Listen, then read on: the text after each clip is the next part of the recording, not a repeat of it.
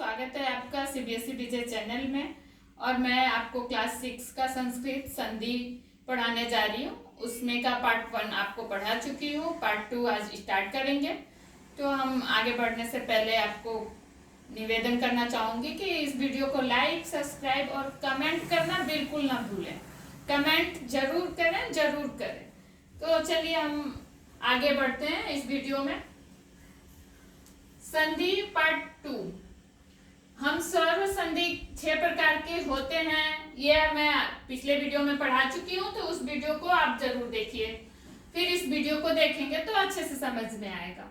स्वर संधि को अच संधि भी कहते हैं, क्योंकि संस्कृत में स्वरों को अच और व्यंजनों को हल कहा जाता है, इसीलिए स्वर संधि को अच संधि भी कहते हैं। और इसके 6 पार्ट होते हैं।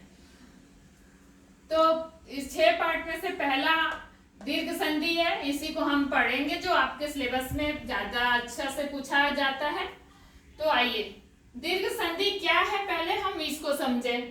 तो दीर्घ संधि यदि साधारण ह्रस्व अथवा दीर्घ स्वर, स्वरों में जो ह्रस्व और दीर्घ जो स्वर होते हैं, वो दोनों में से कोई भी वर्ण पद के अंत में हो और समान स्वर अगले पद में हो, तो दोनों मिलकर दीर्घ वर्ण हो जाएंगे, उसे ही हम दीर्घ स्वर संधि कहेंगे। तो जो इसको एक जैसे से समझ सकते हैं, जैसे भानु धन उदय, तो इसमें भानु उदय बनेगा। इसको डिटेल में समझने के लिए मैं थोड़ा सा इसको स्टेप बढ़ा दी हूँ। ऐसे ये नॉर्मली ऐसे ही बनता है, भानु धन उदय इक्वल टू भानु उदय आपको लिखना होगा, पर मैं समझने के लिए आपको इसको बता रही तोड़ के थोड़ा। तो भानु का क्या होगा, इसमें ऊ है, तो भाना न में अब हलंत लग जाएगा, ऊ निकाल देंगे। और इसमें उदय में से ऊ ले लेंगे इधर, और इधर दय बचेगा, तो हो जाए दोनों तरफ से ऊ और ऊ, यानी कि ये समान पद। ये पहले पद में भी ऊ आया और उत्तर पद में भी ऊ आया, तो दोनों ऊ मिलकर के बड़ा ऊ हो गया। तो यहाँ बनेगा भानु उदय।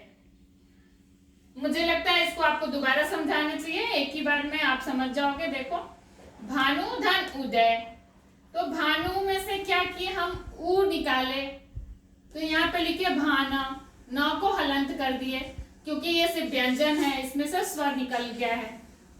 और इधर भी स्वर इधर आगे आ जाएगा और दय बचेगा, तो दोनों ऊ मिलकर के बड़ा ऊ हो जाएगा, तो बनेगा भानु उदय। देखिए हमारा इसके परिभाषा में भी यही बोलता है कि ह्रस्व अथवा दीर्घ, अगर इधर ह्रस्व भी है दीर्घ भी है, तो भी पद के अंत में जो समान स्वर आए, ये भी एक ऊ है, ये भी ऊ है, तो दोनों समान हो गए, सवर्णी हो गए, तो दोनों मिलकर के दीर्घ हो गए, और यहाँ पे बना भानु उदय। ओके, और दूसरा मैं समझाती हूँ आपको। जैसे ये तो ऊ का था, यहाँ पे अ का समझ लेते हैं। जैसे दया धन आनंद, तो दया में दूसरा भी स्टेप करेंगे, दया लिखेंगे, यहाँ पे यह हलंत हो जाएगा, आ यहाँ पे निकल जाएगा, फिर इसका भी आ निकल जाएगा, यहाँ भी नंद बचेगा, दोनों आ मिलके यहाँ पे आ हो जाएगा, तो दयानंद बनेगा। तो नॉर्मली आप यही लिखोगे आप आंसर कॉपी में कि Daya plus Anand equal to Dayanand. ये आपको सिर्फ समझाने के लिए बीच का स्टेप बता रही हूँ, जो आप नॉर्मली समझ जाओगे जल्दी से। अब ये आ का हो गया, ऊ का हो गया, ई वाला भी एक समझ लेते हैं। तो लक्ष्मी धन इंद्र, तो लक्ष्मी में से भी बड़ी निकल गई, इधर छोटी है तो इंद्र, तो बड़ी बन गया, तो लक्ष्मी इंद्र ऐसे लिखाएगा। लक्ष्मी धन इंद्र इक्वल टू लक्ष्मी इंद्र।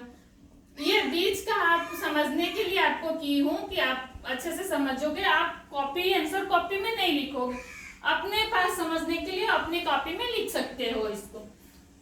तो इसकी सामान्य एक प्रक्रिया होती है, जो ऐसे हो रहा है, ये ई का ई हो जा रहा है, आ का आ हो जा रहा है, छोटा ऊ मिलकर बड़ा ऊ हो जा रहा है, ऐसे सारे स्वरों में होगा।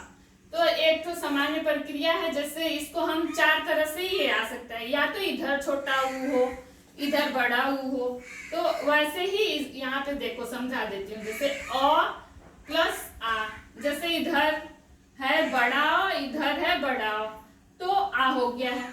तो यहाँ भी अगर बड़ा आ प्लस बड़ा आ इक्वल टू बड़ा आ होगा। अगर इधर बड़ा आ है और दूसरे पद में छोटा आ है तो भी ये बड़ा आ ही होगा। अगर दोनों तरफ छोटा आ रहा है तो बड़ा आ ही होगा। ऐसा नहीं है कि इधर दोनों छोटा है तो यहाँ भी छोटा हो जाएगा, ऐसा नहीं है। चाहे ये चारों तरफ में किधर, चारों प्रक्रिया में किधर भी ये बड़ा अ हो या बड़ी ई हो या बड़ा ऊ हो, कुछ भी हो, पर होगा तो सिर्फ बड़ा ही आ होगा, बड़ी ई ही होगी, बड़ा ऊ होगा, बड़ी री होगी और बड़ा ली होगा।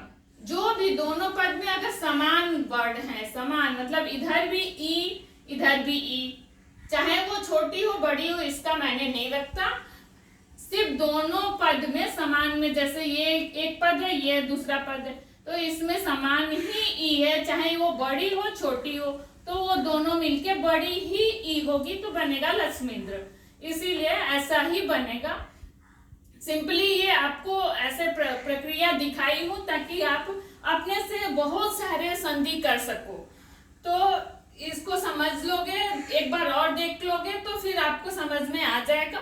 और आप जितना भी इस मंत्रा में दिया रहेगा आ ई उ री ली में, ये 5 ही वर्ड बनते हैं दीर्घ में, और उसी में से आपको जैसे भी देगा तो आप समझ के कर लोगे। इस प्रक्रिया को अगर समझ जाओगे आप तो सिंपली। तो चलिए, मुझे लगता है कि आप समझ गए होंगे। Thank you.